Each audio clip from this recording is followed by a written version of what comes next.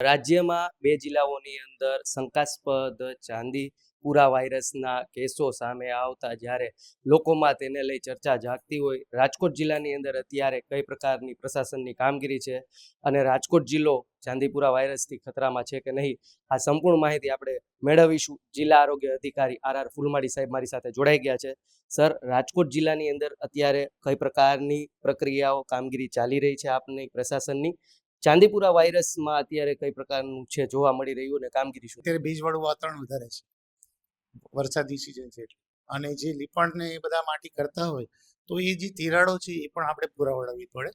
એમાં જે છંટકાવ છે, માલાથીઓનો છંટકાવ છે અથવા તો બીજા જે એન્ટી ઇન્ફેક્ટિવ છે એ બધી વસ્તુઓનો આપણે છંટકાવ ને બધું ચાલુ જ છે અત્યારે.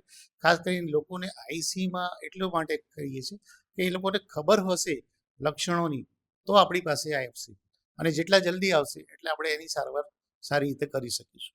રાજકોટ જિલ્લા ઉપર હાલ ખતરા જેવું છે નહીં, ટૂંકમાં એવું કહેવાનું છે. યસ, અત્યારે રાજકોટમાં આપણે જે સર્વેલન્સ કામગીરી ચાલુ છે એમાં એક પણ આપણને શંકાજનક કેસીસ આપણને જોવા મળેલ નથી.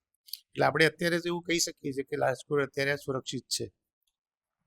ચાંદીપુરા વાયરસથી રાજકોટ જિલ્લો અત્યારે સુરક્ષિત છે, જેમ રીતે અત્યારે જણાવવામાં આવ્યું છે આરોગ્ય અધિકારી દ્વારા. એ તમામ જે માહિતી છે એ આપને ઉપયોગી બનશે અને જે પ્રકારનું ધ્યાન રાખવાનું કહેવામાં આવ્યું છે, જે સૂચનો છે એ લોકોએ પાળવાની અત્યારે જરૂરી છે. સહયોગી યુવરાજ ચૌહાણ સાથે પ્રતિપાલસિંહ ઝાલા, પુલછાપ ડિજિટલ, રાજકોટ.